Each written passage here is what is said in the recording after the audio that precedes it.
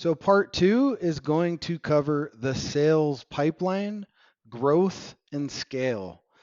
Areas of focus, the principal six, growth and scale solutions, direct pipelines versus overcomplicated pipelines. And the outcome for today's lesson is properly mapping the process. It's huge. Blind spot ID, getting to the cause, and the why, how, and what, and fixing it. So let's hop right into today's whiteboard moment. All right, so first getting started here, let's talk about the principal six things in the sales pipeline. Okay, so number one, we have acquisition. Without acquisition, obviously, you have no profit, no lead gen, no way to continue the process. So your acquisition plan has to be wired tight and good to go. So then once we acquire a lead, now we have to nurture that lead through a process. That process is designed to nurture that lead through to the next step, which is the conversion. The conversion is the sale. Then, most importantly, and usually a huge bottleneck in the pipeline, is value delivery or fulfillment. Okay, fulfillment is huge. Many companies struggle with the fulfillment end of it, and it's usually one of the largest bottlenecks. And this is where I usually tell companies to go through your own process in the background, go buy a product, watch how you're nurturing through either autoresponder messaging, whatever that case may be, sales teams, so on and so forth. Go through that process silently as the CEO to identify your own bottlenecks. A lot of times it's in fulfillment. From there, deeper conversion, and now we work upsells and or downsells, okay? And then it's the wash, rinse, and repeat. So that's the principle six. You'll see that. We'll kind of draw that out a little bit once we go to the whiteboard, but that is the principle six key components of that process. So now we go to grow scale solutions. Okay, we want to map this process from A to Z all the way from initial lead generation all the way through however you're selling your widget, be that phone call, be that through email follow up, whatever that process is, call center, have that entire process mapped. And then identify through that entire process what are the major blind spots in your process that you need to fix quickly, and then get to the cause of those bottlenecks. What is the cause? Maybe the cause is your sales process as a whole. Maybe it is a specific delivery piece. It could be a tech piece. There's a lot of things that could create bottlenecks. And then really identify that catalyst. That catalyst being the who, what, when, where, why. Who is that? What is the catalyst to that bottleneck? Like I said, it could be something just as simple as, scripting for a call center could be off, sales scripts could be off, many things depending on what the actual widget is, okay? And then make the appropriate shifts. And really, that's just what's going to increase your productivity all the way around. But we have to be able to make those shifts in the pipeline to be able to productize and profit on our products in the best way possible. So let's talk a little bit about overcomplicated pipelines versus like super direct pipelines, okay? Overcomplicated pipelines, they are very time consuming to build. They're time consuming to build. They're often very clunky. They your sales people or process that goes into that usually has a very difficult time maneuvering the process. It really just does create additional stress for a sales staff to figure out that elusive process sometimes. Operability, it's a higher cost to maintain, especially for new hires because training has to be so deep. And then most of the time, really complicated pipelines usually end up being replaced anyway. Okay, so let's really focus this whole thing on clean line direct pipelines. Because typically there's not as many bottlenecks. The bottlenecks in the pipeline will only be within the principal 6 steps. You'll have less bottlenecks because you'll have less working parts, okay? Less process to really stress on that sales staff. And far easier to maintain and tweak from a tech standpoint. And you'll always get higher ROI and faster and more profitability when you're selling your products or services or whatever that is to your customer. And it's generally speaking easier to deliver that service or product if we stay in a very direct pipeline where each of the principal 6 steps is easily executed without too many offshoots into, other things or other places where we're taking the customer through different journeys. So we want to be very careful about how we do that. The more direct pipeline for a widget we have, the better off. Okay. That doesn't mean it's remiss of upsells, downsells, things of that nature. It just means how we structure it is very to the point and gives the customer a very simple journey through it.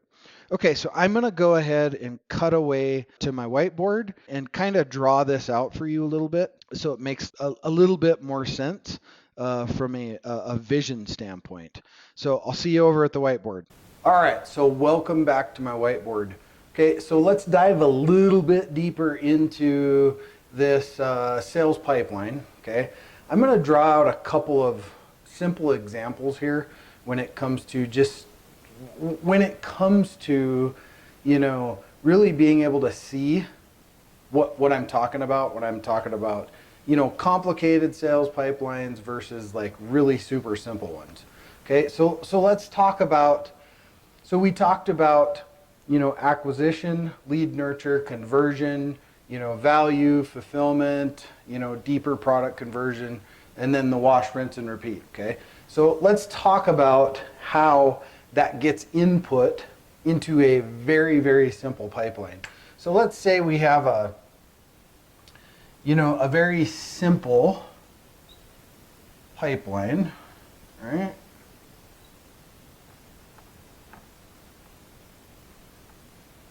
Okay, out here, right? That spits out the dollar, okay? So here is our acquisition piece, okay? Then that acquisition comes into some kind of nurturing process.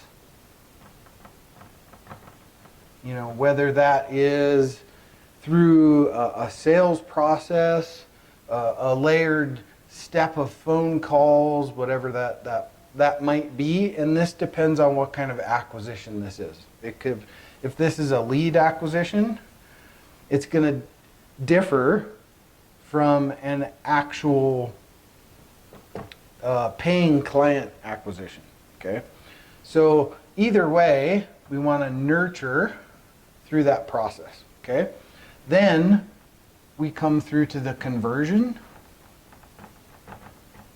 All right. Now, a conversion means a lot of things. Conversion just doesn't mean a sale. A conversion can mean, they got a free product of yours. They were still converted to something in your business. So don't always look at conversion as it's only a sale. Could it be? Because it could be other things. Okay.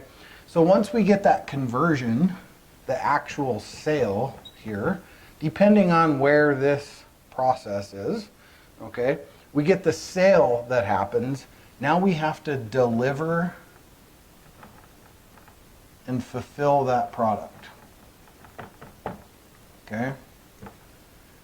This is usually a major bottleneck. Right there. Okay. It's one of the largest ones, is right here in this delivery and fulfillment. Okay. And if you don't have this right, this is where you start to lose a lot of business and a lot of continuity. Okay. So a lot of this falls on your support staff to make sure they're doing good follow-up with your customers, taking that input from your customers, so on and so forth. But typically that's a pretty big bottleneck right here, okay? And then we can, from this point forward, we can install, a deeper conversion, okay? Which is an upsell of another product into a downsell, so on and so forth, okay? And then from there, we get to this money part, and then where most companies don't do it right is they don't continue to do the follow-up, to continue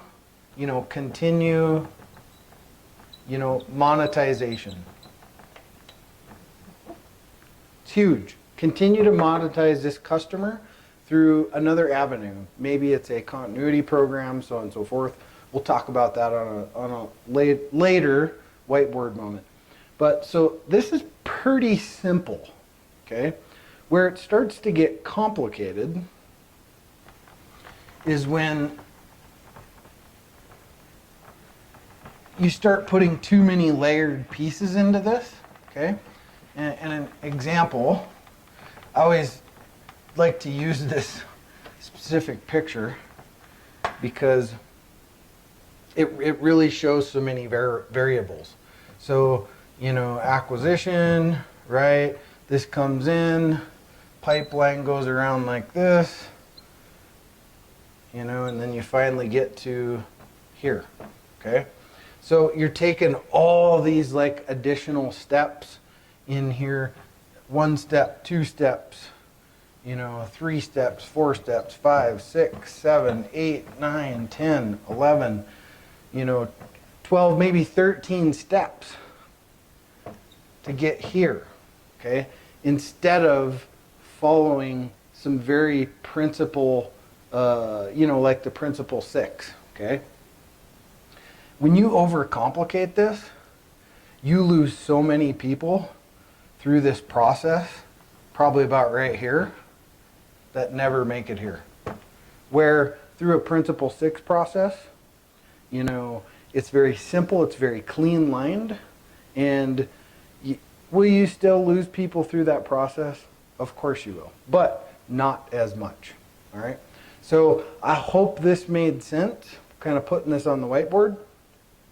And I'm going to cut back to the screen again, and we're going to do that quick 1-minute speed exercise. So we'll see you over there.